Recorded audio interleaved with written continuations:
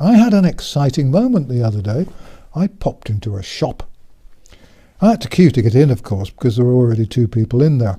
And to be honest, it wasn't terribly exciting. It wasn't a bookshop or an antique shop or one of those lovely establishments which used to be called junk shops, but which are now usually given something rather posher as a name, depending on the whim of the proprietor.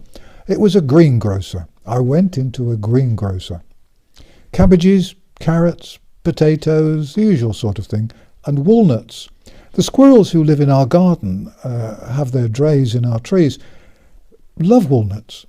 And now that cinemas, theatres, bowling alleys, amusement arcades, pubs, restaurants have all been shut to protect us from, I don't quite know what, we all have to find our excitement and fulfilment in the ways we can. And watching squirrels crack open a walnut shell and enjoy the nut inside is pretty good fun.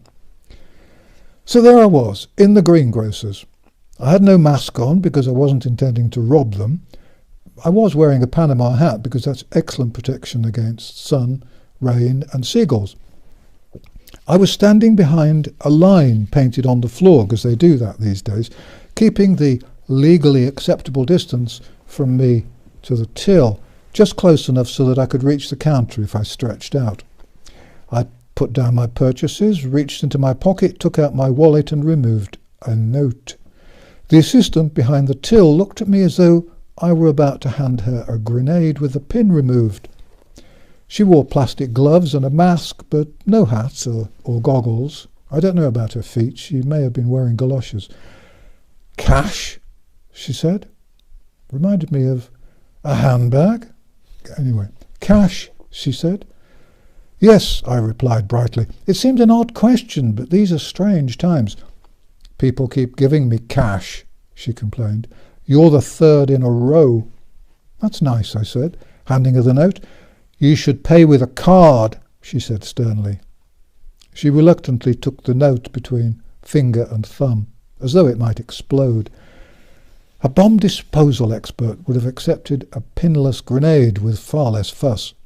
She hurriedly stuffed the note into the till and threw some coins down on as my change. "They should make cash illegal," she said, as I picked up the money and the purchases. "It's dirty and it spreads diseases. It kills people." I tried to offer her some reassurance. I pointed out that it's always been known that real money can carry bugs, but it's pretty well okay as long as you don't eat it. And washing your hands will usually get rid of the bugs. She didn't want any reassurance. She'd been terrified by the government's brainwashing techniques and by the fake news spread by the mainstream media. I could have talked to her for an hour and not soothed her terror. There's an irony for you. The biggest source of fake news these days is the government. The mainstream media carries more fake news than the internet. There was a story in the papers I saw about a taxi driver who had allegedly caught the coronavirus from a note he'd handled. This was a good reason why we should all abandon using money. How could anyone know that he'd caught the coronavirus from a note he'd handled?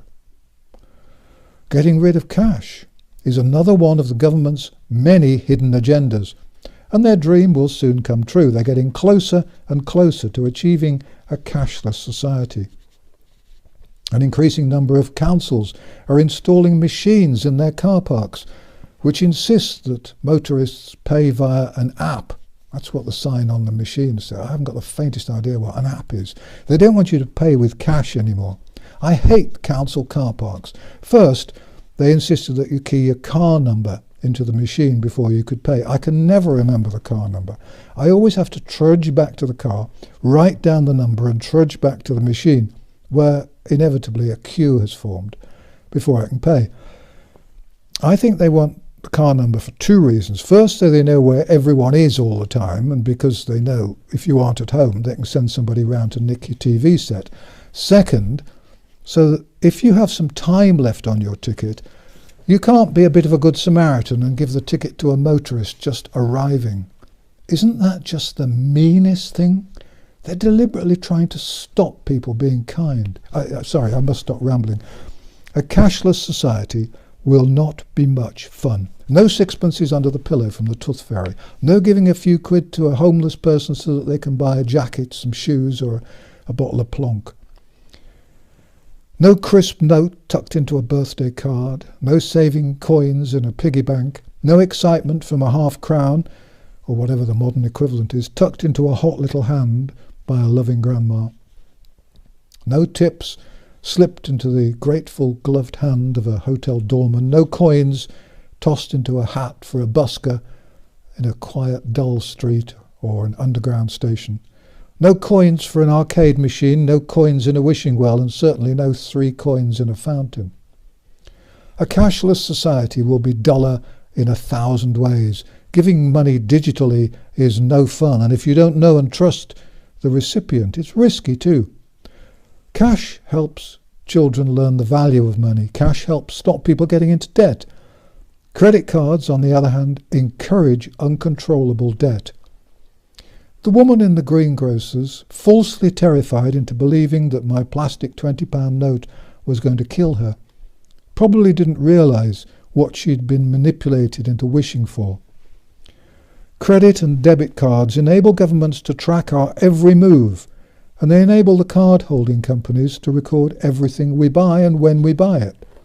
Use a card at a supermarket and they know exactly what you buy and what you don't buy compared to last week. I know a woman who stopped buying tampons in her weekly shop. She was suddenly bombarded with advertisements for baby clothes and prams. Her husband wanted to know why he found out he was about to become a father through their shared email account.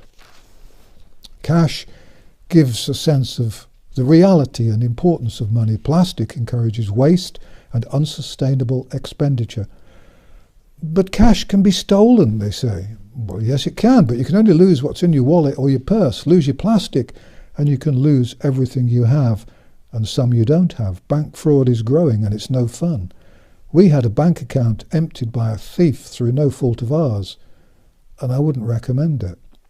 Finally, they can cut off your money in seconds with a few keystrokes. If you speak out and cause trouble, they can and will close all your accounts just to shut you up. If you don't obey the social distancing laws, they can turn you into a beggar overnight.